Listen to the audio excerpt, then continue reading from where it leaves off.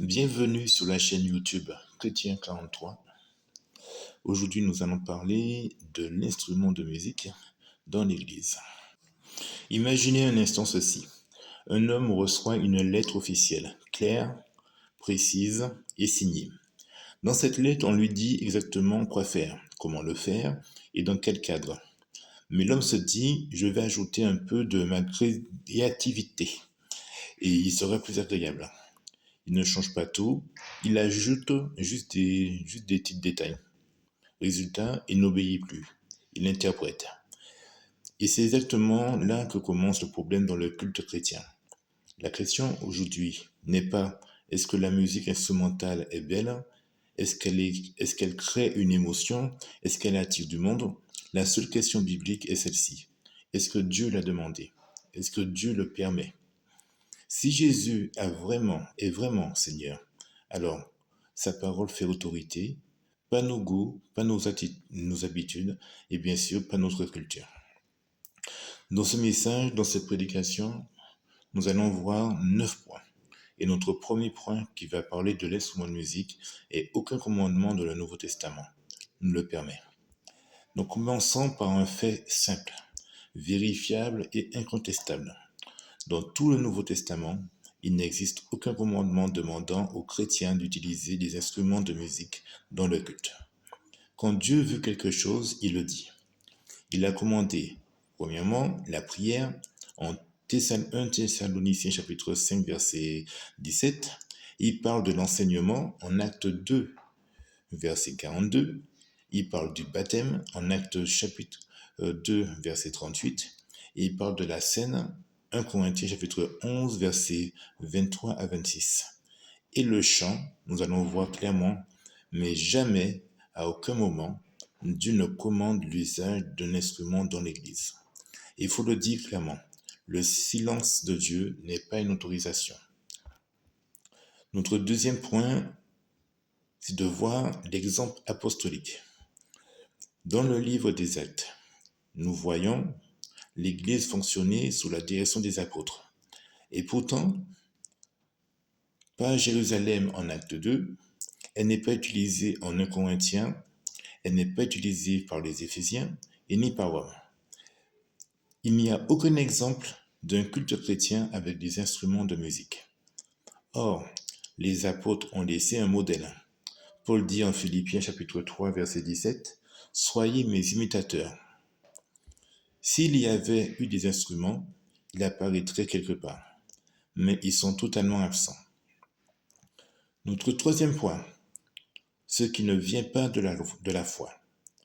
Écoutons maintenant ce que dit les Écritures. Au Romains chapitre 14 verset 23. Tout ce qui ne vient pas de la foi est péché. En Romains chapitre 10 verset 17 précise que la foi vient de ce qu'on entend, et ce qu'on entend vient de la parole de Christ. Et si Dieu n'a rien dit, alors on ne peut pas agir par la foi. Introduire un instrument sans autorité biblique, ce n'est pas un acte spirituel, c'est un choix humain. Ne pas aller au-delà de ce qui est écrit. Notre quatrième point.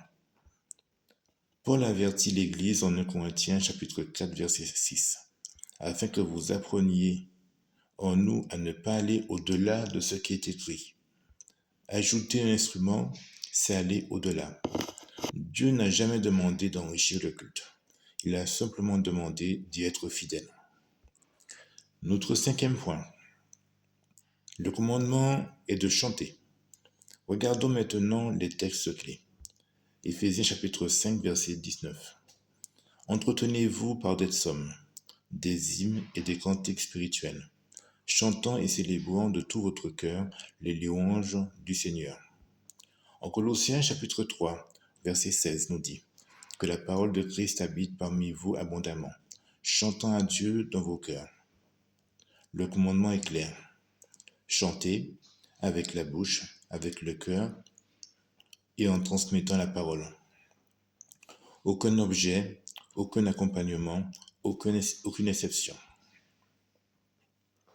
Notre sixième point. L'instrument est un ajout. Quand Dieu dit de chanter, Il n'a pas dit chanter plus jouer. Ajouter quelque chose au commandement, même avec de bonnes intentions, reste un ajout. Et l'avertissement est très sérieux. En Apocalypse chapitre 22, verset 18, si quelqu'un ajoute quelque chose à ces choses, Dieu ajoutera à lui les fléaux décrits dans ce livre. Septième point de notre message, demeurer dans la doctrine de Christ. En 2 Jean, verset 9, déclare, quiconque va plus loin et ne demeure pas dans la doctrine du Christ n'a pas Dieu. La doctrine du Christ concerne ce qu'il a enseigné, ce que les apôtres ont transmis, et la musique instrumentale n'en fait pas partie. Notre 8e point, l'autorité de Jésus. Jésus pose une question directe en Luc chapitre 6 verset 46. Pourquoi m'appelez-vous Seigneur, Seigneur, et ne faites-vous pas ce que je dis? L'obéissance n'est pas une option, c'est la preuve de la foi. Et notre dernier point, notre point 9, agir au nom de Jésus. Enfin, Colossiens chapitre 3 verset 17 nous dit, et quoi que vous fassiez en parole ou en œuvre, faites tout au nom du Seigneur Jésus. Agir au nom de Jésus, c'est agir par son autorité.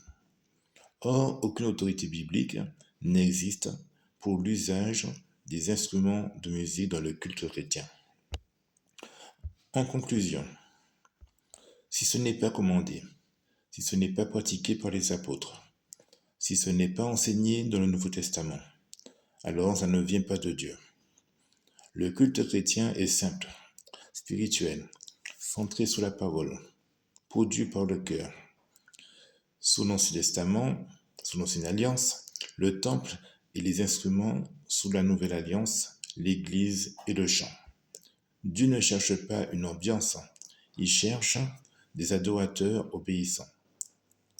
Merci d'avoir écouté ce message et retournez toujours à la parole. Amen.